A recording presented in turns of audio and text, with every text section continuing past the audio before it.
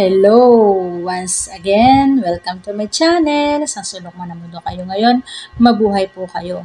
Lagi kong hinahangad na sa maayos kayong kalagayan, ligtas at malayo sa lahat ng uri ng mabibigat na karamdaman. Guys, gusto ko lang pong ihatid sa inyo ang napakahalagang mensaheng ito na kailangan nyong malaman. Pero una sa lahat ay pinapaabot ko na mag-iingat po tayo sa pag-accept ng mga friend request sa atin sa Facebook. Okay? Alamin natin mabuti at busisiin kung sino ang nagpe-friend request. Wag po tayong accept ng accept. Hindi po kaila sa atin, sa mga royal family, member ng royal family na merong hindi ka nais-nais, hindi ka tanggap-tanggap na pangyayari na inatake ang ating mahal na Reyna gamit ang kanyang Facebook account na kung saan ay ginawa niyang maskara yung logo ng mahal na Reyna, logo ng Lupasug. Okay,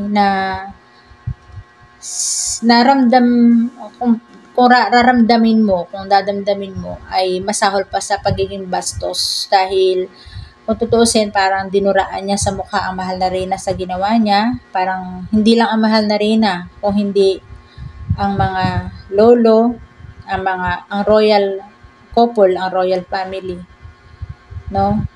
Na dahil diyan ay hindi po yan pinalampas ng mahal na Reyna. At yan po ay tinrace talaga na hindi naman po kaila sa atin na ang social media, ang mga communication o kahit anong platforms yan ay mayroon tinatawag na IP address. Okay? At dahil dyan, ay natrace po natin kung sino ang nasa likod ng logo na yan na ginamit para atakihin ang grupo, ang mahal na Reyna, ang royal family, ang programa. Okay? Kumbaga, ginagamit nila para manabotahe na hindi ka tanggap-tanggap, isang malaking kasalanan. Na yan ay dahil doon ay hindi yan pinalampas dahil kasalanan talaga. Kasi kung mga simpleng lang, mapapalampas pa kumbaga mapagpapasensyahan. Pero sa puntong ito ay hindi. Dahil kahit ako sa sarili ko, dapat wakasan na yung mga ganyang pambabastos ba? Na hindi na nga sila makatulong, ang gugulo pa. Kasi ano yung punto niya? Ano yung pinaglalaban niya? Kung totoo, kung meron siyang basihan, pwede naman niyang makipag-usap ng maayos, di ba? Pwede siyang magtanong kung meron siyang mga bagay na kailangang liwanagin.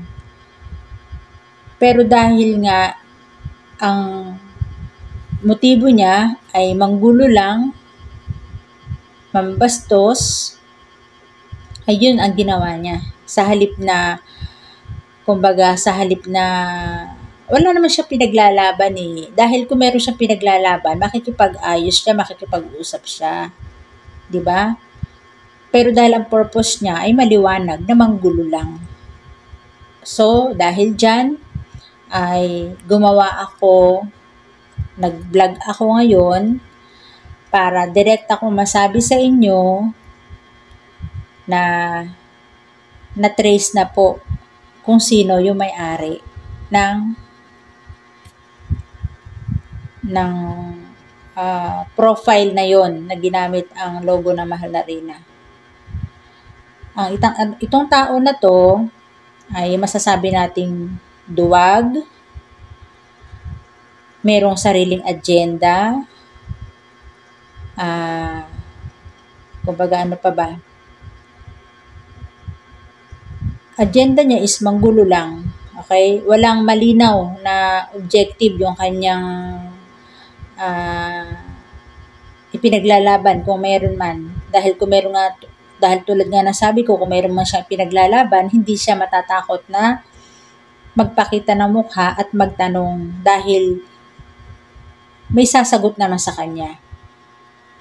Pero dahil nga, ulitin ko na naman, dahil nga iba ang motibo niya ay manggulo, manabutahe, mangwalang hiya, mambastos. So, yun ang ginawa niya. Kayo ang humusga kung ito bang taong ito ay karapat-dapat na igalang. Okay?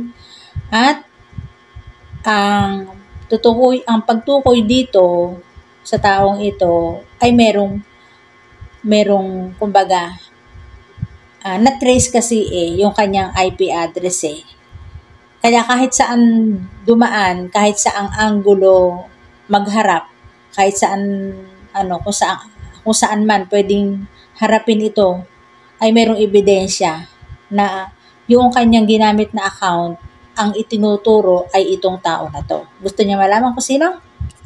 Well, papangalanan po natin. Sa video na to, hindi ko kilala kung sino tong tao na to. Okay? Pero malamang ay kayo kilala nyo. Ito yung litrato ng tao nung ginamit niyang profile at ito rin yung tinutukoy kung kanino yung profile na yan. Kung saan inilink yung profile na yan, dito na trace. Okay? Yan ang kagandahan na may IP address ang mga communication na ginagamit, mga platforms na ginagamit ng kahit na sabihin natin na sa Facebook man yan, sa YouTube man yan, sa TikTok man yan, kahit huwag ka magpakita ng pagmumukha mo, kahit i-block mo pa yung profile mo, matitrace ka pag magaling ang IT. Okay? Thank you!